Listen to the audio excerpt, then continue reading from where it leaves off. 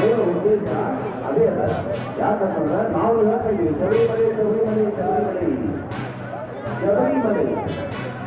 ಶಬರಿ ಯಾರು? ಅಯ್ಯಪ್ಪ ಸ್ವಾಮಿ ಬೆಟ್ಟ ಶಬರಿ ಅಂತಂದ್ರು. ಅದು ಶಬರಿಮಲೆ ಯಾಕಂತಾರೆ? ಅಯ್ಯಪ್ಪ ವ್ರತ ಯಾಕಂಗಿಲ್ಲ, ಅಯ್ಯಪ್ಪ ಮಲೆ ಯಾಕಂಗಿಲ್ಲ, ಶಬರಿಮಲೆ ನೋಡ್ರಿ. ಆ ಶಬರಿ ಇವತ್ತು ನಾವು ಮಾರಾಟ ಮಾಡಿ ಇವತ್ತು ಈ ವ್ಯವಸ್ಥೆ ನಿಂತಿದ್ದು ಅದಕ್ಕೆ ಮೂಲ ಕಾರಣನೇ ಆ ಶಬರಿ. ಆ ಶಬರಿ ಕಾರಣ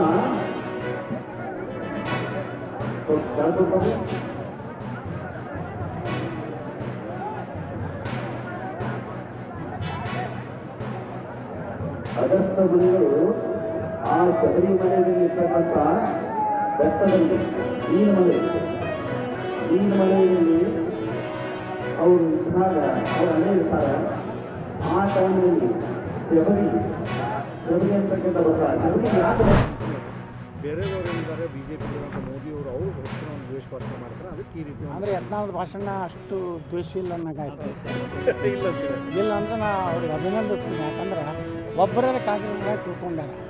ನಮ್ಮ ಜಿಲ್ಲಾ ಉಸ್ತುವಾರಿಗಳಿಗಿಂತ ಹೆಚ್ಚು ತಿಳ್ಕೊಂಡಾರ ಅಂದ್ರೆ ಅವ್ರಿಗೆ ಅಭಿನಂದನೆ. ಪಾಪ ನಮ್ಮ ಜಿಲ್ಲಾ ಉಸ್ತುವಾರಿಗೆ ಭಾಳ ತ್ರಾಸ ಆಗ್ತದೆ, ತೊಂದರೆ ಆಗ್ತದೆ.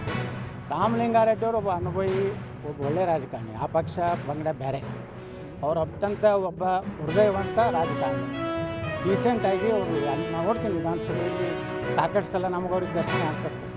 ಆದರೆ ಅವರು ಒಬ್ಬ ಪಕ್ಷಾತೀತವಾಗಿ ಕೆಲಸ ಮಾಡಬೇಕು, ಒಬ್ಬ ಸಚಿವರಾಗಿ ಹೆಂಗಿರ್ಬೇಕು ಅಂತ